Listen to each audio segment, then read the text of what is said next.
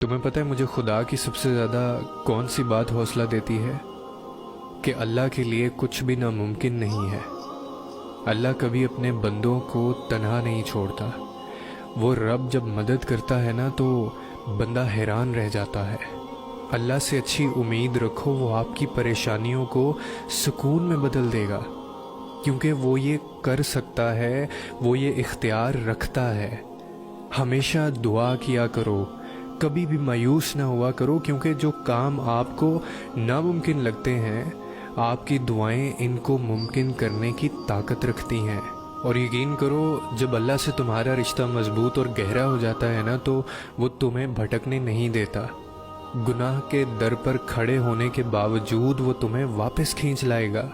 وہ تمہاری الفت کا جواب ضرور دے گا، اور وہ نمازوں میں سکون کی صورت میں، گناہوں سے اجتناب کی صورت میں، اور تمہاری پکار سن کر قبول کرے گا۔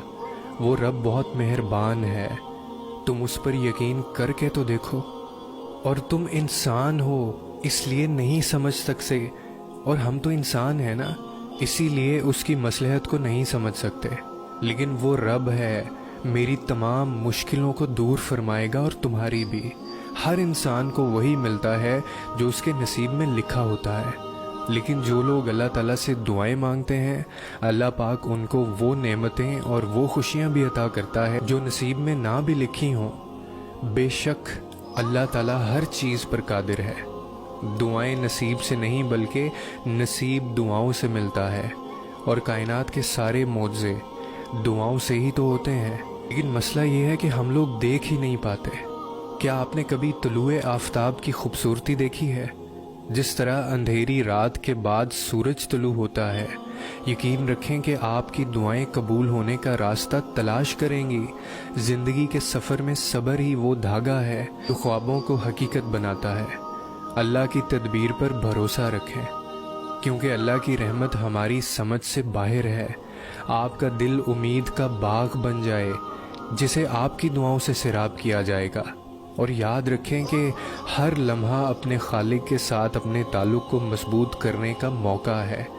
آپ کا مضبوط ایمانی سفر آپ کی پاکیزہ روح کو روشن کرتا ہے، لہٰذا پوچھو، یقین کرو اور انتظار کرو۔ اللہ کا جواب ہمیشہ انتظار کے قابل ہے، اور جواب ہمیشہ خوبصورت ہی ہوگا۔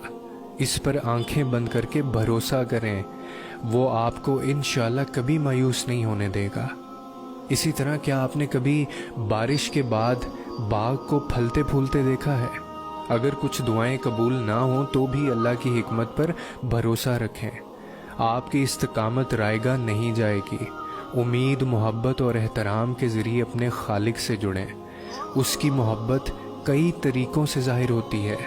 دعا کرتے رہیں، ایمان رکھیں، آپ کا آخری باغ آپ کا منتظر ہے۔